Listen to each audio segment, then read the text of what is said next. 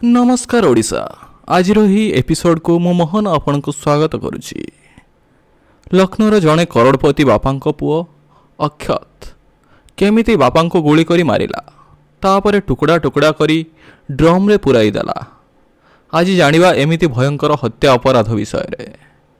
19 वर्षर पिला काहींकी मारिला, केमिति मारिला, तार मानसिक अवस्था कौन थिला, एमिति कौन हैला जे से गुली करी बापा को मारिदेला। एमिति अनेक प्रश्न मन को आसुथिबो। तेबे पुलिस रो गोटिए गोटिए प्रश्नर उत्तर से देइथिला। जेरा समय रे पुलिस प्रथमे पचारिथिला जे काहींकी से बापा को मारिथिला। जवाब रे से उत्तर देइथिला भूल ले होई जाइथिला। द्वितीय प्रश्न थिला कोन तार भौणी भी एथिरे शामिल थिला। से मुंड हलई उत्तर देला ना, ता भौणी एथिरे अंतर्भुक्त नथिला। पूरा घटना एबे सुनंतु। पुलिस इंटरगेट रे से कौन कहिथिला।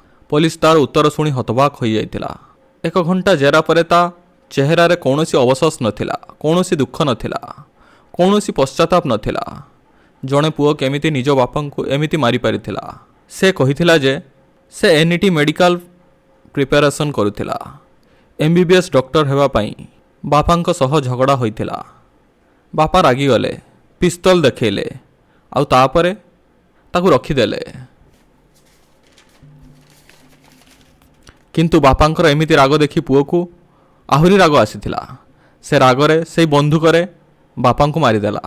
भावी पारुछंती तो लाइसेंस्ड गन भी केते क्षतिकारक होई पारे। राग ब्रह्मचंडाल। रागरे मनीष किछि भी करि पारे। रागरे मनीष किछि भी करि पारे। मनीष भी मारी देई पारे, किंतु मनीष मारिया परे भूल रे मारी देइथिले अवशोष करे। किंतु ए क्षेत्र रे सेया नथिला। एथिरे अक्षत गुली मारी सारिला परे केमिति लाश को ठिकाना रे लगाइबो, टुकड़ा टुकड़ा करी केउठी पोतिबो, नील ड्रम रे केमिति नबो, एमिति अनेक चिंता करिथिला। केही केही कहउचंती जे से वेब सीरीज देखी इंस्पायर होइथिला। बाप पुओंक मध्य रे राति गोटाए रे झगड़ा होइथिला। आउ झगड़ा परे बापा बंधुक रखी देई सोई जाइथिले। किंतु पुओ अक्षत सोई पारि नथिला। 2-3 घंटा धरी से विभिन्न योजना करिथिला। से विभिन्न प्रकार रो मर्डर स्कीम सब सर्च करिथिला।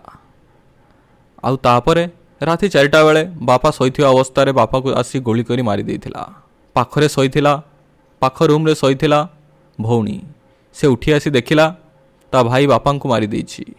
आउ से ता भौणी को धमकाइथिला जे से जदि काहू कहिबो तेबे सी ताकू गोली करी मारी देबो। एमिति घर भितरे 4 दिन काल लाश को रखिथिला। लाश को टुकड़ा टुकड़ा करिथिला। हाथ अलगा, गोड़ अलगा, मुंड अलगा करी गोटे गाड़ी रे नेई से विभिन्न स्थान रे पोतिथिला। कोन सतरे भावी पारुछंती एमिति केही जणे पुओ करि परिबो? देखिले तो जणे पुओ करि परिबो।